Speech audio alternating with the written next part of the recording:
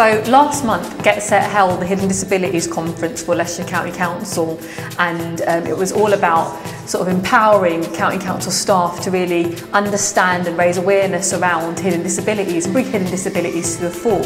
So we invited Alex Evans from Optimism and Autism to come along and speak about living and working with autism, you know, what his pitfalls have been, what the challenges have been, but very importantly, what's worked right with employers. So today we felt it was really important that he came along and spoke to some of our young people from Get Set and partner organisations that we work with about some of those experiences.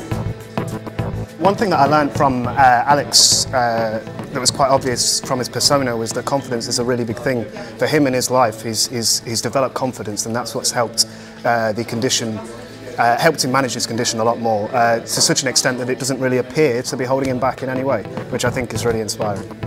I felt the discussion downstairs was very beneficial because I got to ask questions about issues that affected me in the world of work and what strategies could be put forward when I go and meet with a new employer. I feel events like this are very beneficial to help boost individuals' self-confidence, to meet others with similar conditions and also learn from experts within the field. Something that he said really resonated with me was about why is it neurotypicals obsessed about eye contact, because I wondered that my entire life. It's one of the reasons I didn't get a job, because they said, oh, you don't make any eye contact and you need to as part of this job. And yet, well, in films and in TV, sometimes characters are like, what are you looking at? As if that's like socially unacceptable. You shouldn't be staring at me. And sort of like, you're damned if you do, you're damned if you don't. And yet they make it out to be such an important thing that you have to do in social interaction, or expect many social situations, and yet doesn't resonate with me why that is such a normal thing.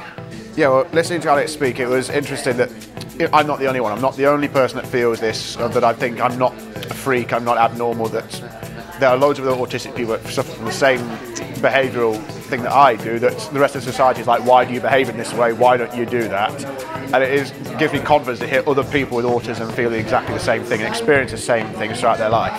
The thing that I wanted to get out of today was the fact that there's so many varieties of autism, and the fact that it's not just me. The thing about Alex is he's lived through it, so everybody can relate to him, whether you're neurotypical or not.